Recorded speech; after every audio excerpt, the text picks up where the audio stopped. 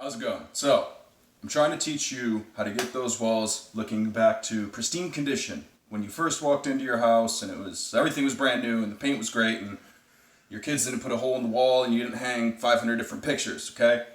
So, in my last video, I showed you how to patch a hole. Those holes in drywall are very common and people just kind of become accustomed to it and they ignore it, and it's really easy to fix, so just do it. And especially if you're a flipper or a real estate person, or you're trying to get extra equity or value in your home, there's nothing that will get you more value for your house per square inch than paint and having good walls, okay? So I want to focus on 3 different types of kind of like mud jobs we have going here in different levels. So this hole right here, we're going to pretend received no mud at all, because in essence it really didn't. These two have already received some mud. So I'm going to start by showing you this one here. Okay, we just have a classic little hole there. Just kind of a protrusion in the wall, you know, a ding, a nick, whatever caused it.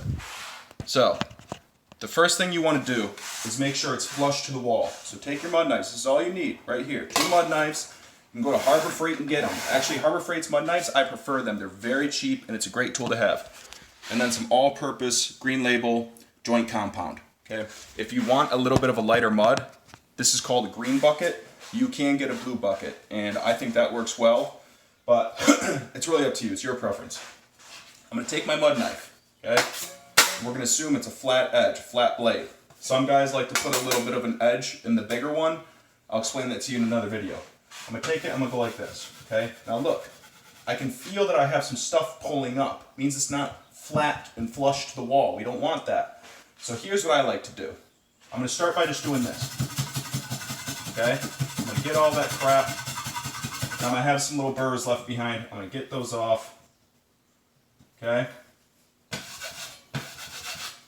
And then, the other way you can do this is you can actually mush. You can take the butt end of your drywall blade, and most of them have a little protrusion that sticks out, okay? And it's meant to dig your drywall blade into the wall and do a twisting motion. What that does is it creates essentially a bowl in your sheetrock, where it's going to look like this, right? And everything's going to be flat to the wall itself. So in this case, and the thing is, you don't want to do that too much, because a lot of times what you'll do is you'll dig a little bit too deep, and you're going to have to go over it 3 or 4 times, okay? I just like to do a little bit after running my blade like I did there, and kind of just get all these little burr pieces facing in. So we have that kind of bowl going on. You can see I'm not really digging. I will a little bit. This is kind of like, you know, the real method, the way you're supposed to do it. And I kind of just drag it along the edges. You see what I'm doing here? Drag it. Okay. Now, it's flat. It's nice and flush. So remember, all you gotta do is take your smaller knife. This is what your big blade's for. Both sides. Imagine if you're somebody that's into baking or something like that. Imagine you're kneading dough. Look. Bring it up. Bring it up. Now, you want to make sure you'll get some drier portions on your drywall knife. Don't mix the dry stuff in with the fresh stuff you just grabbed, because what that's going to do, it's going to get mixed up in your mud, and it's going to create streak marks. You don't want that, all right? I'm kneading my dough, and then I'm just going to take a small section, and by kneading, you can control exactly how much you take. I can take some from here to get a longer, or I can take some from the edge to get a shorter. I'm going to get a shorter one. Okay, I got that there. Now look, you're always going to get a little bit of excess on the back side of your blade. What you do with that is just this. Okay, now you got nothing on this side, and you got what you need on this side. Okay, now what I'm going to do is I like to take my 2 fingers when it gets deep, right? It's not just a little surface nick. When it's deep like this, I take 2 fingers and I put it on the back of my blade, and I dig it. Push it in there. I go over it a couple times. Knead the dough. Now it's nice and flat, there's no mud on it. Do it again, not too much pressure. Now look at that. You can go over one more time like this if you like. You got yourself a flat wall. That's done. I might have to hit it again. Now, sometimes what happens is you put a little bit too much mud on, or you generally have to go over all your drywall a second time anyway. And as you're going over it a second time, sometimes you'll just look at certain pieces and you'll go, oh, okay, I don't have to hit that one again, I'll leave it alone. But I mean, you go 2 to 3 times on some pieces. Now you see this one here, you can see how it's kind of protruding up, okay?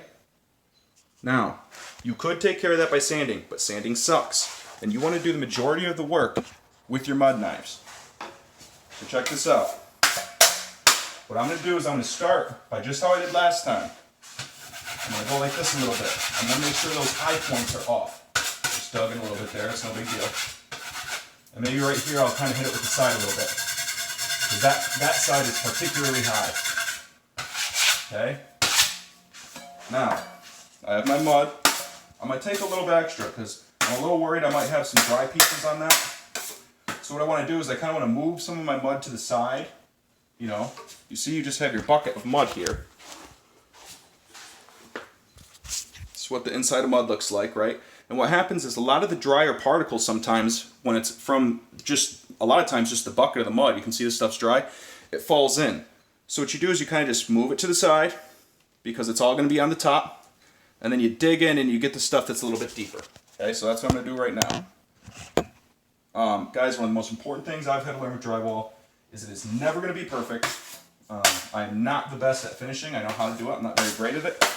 But it's something everybody can do. And I look at it as opportunity cost. If you're a real estate type and you're somebody that is going to go into homes and flip them, this is something you can do while learning. I always have my headphones in, okay?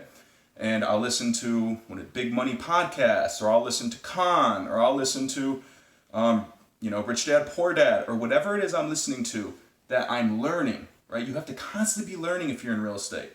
So while I'm doing mindless labor and I'm adding value to my home, I'm also learning the new information that I have to be learning anyway. 2 birds with 1 stone, okay? Call that one a work hack. Knead my dough. Now what I'm going to do is I'm going to drag it out a little bit. See what I did? Now I just created a longer piece. And now what I can do with this knife here, my smaller one, go like this, get it off. Remember, I always have something on the back. Get it back on there. Okay, now watch. What I'm going to do with this one is I'm going to leave the center alone for now. I'm going to go to the side. I'm up high. I'm going to go like this. Okay? I'm going to do the same thing. Yep. And I don't have a blanket down, that's great. Yeah, you might. Well, it comes up pretty easy. Already kind of screwed these floors up quite a bit, unfortunately. I'll be able to get it off, it's just going to be a little bit of elbow grease.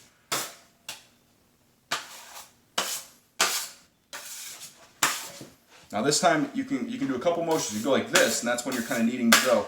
But you can also go like this. See, I'm doing it, and I'm making it more flat and long, right? And then I can drag it. Get my mud. Let's finish this up. Okay, now look at that. Looks really big and sloppy. Now, take your mudding knife, your smaller one. Make sure it's clean. Wear a pair of pants, you can go like this. Okay? I'll go like this. I'm going to start in the center. I'm going to do a circle-like motion. Then I'm going to do it the other way. Let's do it one more time. I'm just going to go, remember how I like to keep my blade flat sometimes. If you go like this, if you're like this to the wall, it's a real hard one, right? That's what you want to do on like this smaller one I got here, right? Because I dug it in and I just want to swipe it. But when you're really trying to, on your second time around with the mud, you want to try to keep it as flush to the wall as possible and make as little sanding work as you can. So I do a lot of times, so I go like this, okay? And I keep it really flat to the wall. And watch what that does right here. Not much, but it's something. So when you go back around, and I'm just going to touch this piece up right here. When you go back around, it's going to save you some work. So I'm actually going to hit this one more time because what I got is some air pockets here. And I'm going to show you another tactic we can use. So I'm just going to get a little mud. And you got to have a little bit of spatial awareness with this because you got to figure out where you got to put the mud on your blade. That's, in accordance with where it's going to go on the wall. So I'm going to hit this again a little bit. Okay, get rid of those air pockets. Now, when you drag mud, your blades have a lot of flex in them. Don't be afraid to break it or something. It ain't going to break. And if you break, go get a new pair. It's not good. Let's pretend this is your wall, right? You can't really see a gap here. I ain't going to be able to do this very good. You can press the top part of your mud knife down and leave the bottom part open. right? You got some manipulation here, and that's what I'm gonna do right here. Because what I really want, I don't want to press toward the center too much, because that's not what I'm working on. I'm working on this piece here. So I'm gonna kind of float my far right piece here, and I'm gonna press right here. And I'm gonna, all right? So I hardly did anything here, but I got this space here. That's what I needed to get. Let's do that again. Okay? That's it. It's not rocket science. Again, it's a good work hack so you can learn and you can do your work at the same time. I like to do a lot of stuff with really, when it's just manual labor, simple, you don't have to think. That's the kind of stuff I love to do because I always got my ears in. All right? We'll see ya.